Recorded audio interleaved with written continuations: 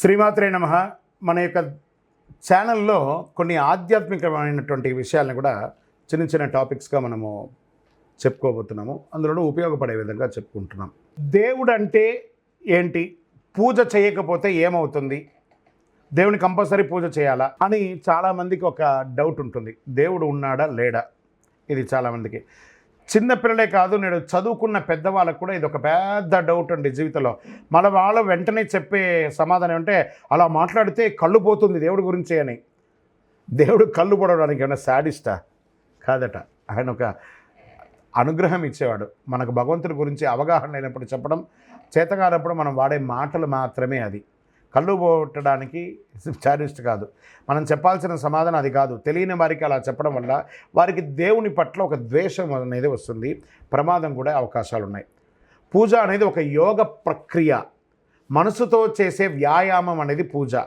మన తెలివితేటలు జ్ఞానం పెరగడానికి, మన మెదడు మనమే ట్యూన్ చేసుకోవడానికి ఉన్నటువంటి ఒక ప్రక్రియ. దీప ప్రజ్వలన అనేది త్రాటకం అనే ఒక యోగ ప్రక్రియ. రోజు ఓ 3 నిమిషాలు నూనె దీపాన్ని తదేకంగా చూస్తే కంటి జబ్బులు అరికట్టవచ్చని పెద్దలు చెప్పిన మాట. ఏదైనా కష్టమైన మంత్రాన్ని ఒక 11 సార్లు జపిస్తే నాలిక మొద్దు బారదు, నాలిక ఫ్రీ అవుతుందని చెప్తారు. ఆ నాలికకు ఎక్సర్సైజ్, అందువల్ల ఎటువంటి కష్టమైన పదాలైనా పలికించే శక్తి కలుగుతుంది. పూజలో ఒక ప్రక్రియలో నామం చెప్పడం వల్ల వచ్చిన లాభం, ధారణ శక్తి పెరుగుతుంది, భాష మీద పట్టు పెరుగుతుంది, స్టేజ్ ఫియర్ అనేది పోతుంది శ్లోకం నేర్చుకోవడం వల్ల. పూజ అంటే చాదస్తం కాదు, మన ఆరోగ్యం, మన జ్ఞానానికి సంబంధించిన విషయం అని చెప్పచ్చు. అదే సమయంలో 3 విశ్వాసాలకి దూరంగా ఉండే విధంగా పిల్లలను తయారు చేయాల్సిన బాధ్యత కూడా మన పెద్దవారికి బాగా ఉంది. మూఢనమ్మకాల నుంచి దూరంగా పెట్టాలి. మూల విరాట్, భగవంతుడికి దేవాలయంలో విగ్రహం ఉంటుంది కదా, మూల విరాట్. భూమిలో ఎక్కడైనా ఎలక్ట్రానిక్ మ్యాగ్నెటిక్ తరంగాలు కలుస్తాయో అక్కడ మూల విరాట్ ఉంటారు. ప్రతిష్ఠించి ముందు రాగి రేకులో ఆ యంత్రాన్ని ప్రతిష్ఠించి ఆ తరంగాలు క్యాటలైజ్గా పనిచేస్తాయని కూడా చెప్పచ్చు. విగ్రహం అంటే అది. ప్రదక్షిణం, ఎందుకు దేవాలయంలో ప్రదక్షిణ చేస్తాం? ప్రదక్షిణం మనం గుడి చుట్టూ క్లాక్ వైజ్ డైరెక్షన్లో తిరిగినప్పుడు ఆ తరంగాల యొక్క శక్తి మన దేహానికి వస్తుంది. గుడిలోనే దేవుడు ఉంటాడా, ఎక్కడ పడితే ఎక్కడ ఉంటాడు కదా అనేది ఒక వాదన. ఎక్కడైనా ఉంటాడు, కానీ దేవాలయ దర్శనం అందుకు పెట్టారంటే పుణ్యక్షేత్రాలు, వేదిక్ ఆర్కిటెక్చర్స్ మొత్తం ఆ యొక్క స్కల్ప్చింగ్ ఉంటుంది చూసారా, ఆధారపడి ఉంటుంది. ఇవి మన శరీరంలోని షట్చక్రాలను ప్రభావితం చేస్తుంది కాబట్టి ఆ ప్రాంతానికి వెళ్ళి పూజ చేసుకుంటాం. సరే, ఆభరణాలతో దర్శనం. ఆడవారిని మగవారిని నగలు వేసుకొని గుడికి వెళ్ళమని ఎందుకు సంపద చూపిస్తున్నారు అని అంటే, బంగారం వంటి తరంగాలు బాగా గ్రహిస్తాయి. ఆభరణాలు ఏం చేస్తుందంటే ఆ తరంగాల్ని, మంచి తరంగాల్ని గట్టిగా గ్రహిస్తాయి కాబట్టి ఆభరణం వేసుకుంటారంటారు. మరి కొబ్బరికాయ దేవాలయంలో కొడతారు ఎందుకు? ఇది స్వచ్ఛతకు గుర్తు. పైటెంకు మన అహంకారం గరుకు గరుకుగా ఉంటుంది చూసారా, దాన్ని పగలగొడితే వచ్చే కొబ్బరి మన కల్మషం లేని తెల్లని హృదయం.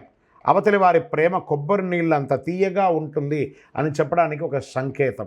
మరి మంత్రాలు చెప్తారు ఎందుకు?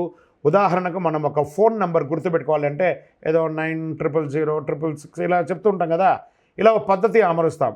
అంటే మనకు తెలియకుండానే న్యూరాన్స్ని యాక్టివేట్ చేయడానికి ఉన్నటువంటి నెంబర్సే ఒక నెంబర్. సపోజ్ ఈ టీవీ ద్వారా, ఈ టీవీ ఛానల్కి ఉన్నటువంటి నెంబర్ లేదా గురువుగారి యొక్క నెంబర్ చూడడానికి ఎలా తెలుస్తున్నారో అదే విధంగా చేసే ఒక ట్యూనింగ్ అనమాట. అదేవిధంగా మంత్రోచ్చారణలో అక్షర నియమంతో ఒక లయను కలిగినటువంటి ఉన్నటువంటిదే ఈ యొక్క మంత్రం.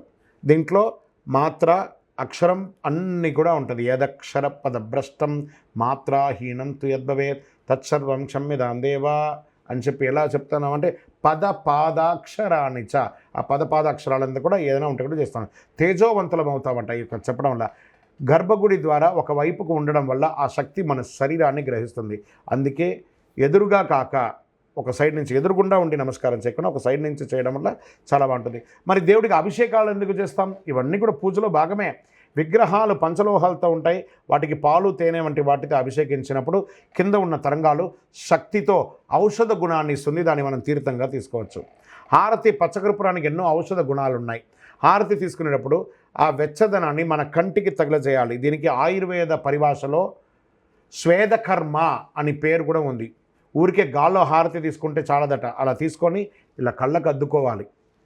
తీర్థం, ఇందులో పచ్చకర్పూరం, తులసి, లవంగాలు ఇలా ఎన్నో ఈ అభిషేక ద్రవ్యాలు, ఆ భగవంతుడి మీద పడ్డటువంటి ఆ ద్రవ్యాలన్నీ కూడా తరంగాలతో కూడి పంచామృతంతో వచ్చి మనకు తీర్థంగా వస్తుంది. దాన్ని మనం తీసుకోవడంలో అకాల మృత్యుహరణం ఏమని చెప్తున్నారు? అకాల మృత్యుహరణం, సర్వవ్యాధి నివారణం, సమస్త పాపక్షయకరం, ఆ భగవంతుని పాదోదకం శుభం అని చెప్తున్నాం కదా. అలా మరి తడి బట్టలకు, మడి బట్టలు కట్టుకుంటారు కదా పూజలప్పుడు, మడి బట్టలు తడి బట్టలు కట్టుకుంటారు కదా. తడి బట్టలకు ఆక్సిజన్ ఎక్కువ తీసుకునే గుణం ఉంటుంది, అందుకే మడి అంటారు. దీన్ని మనం అంగ ప్రదక్షిణలోనో లేదా శుద్ధ కర్మలోనో కూడా వాడుతూ ఉంటారు. ఇంత గొప్ప విషయం ఉందండి. దేవుణ్ణి పూజించడం వల్ల ఎన్ని వచ్చాయి చూసారా. ఇది పూజ యొక్క విశిష్టత. విజయోస్తు.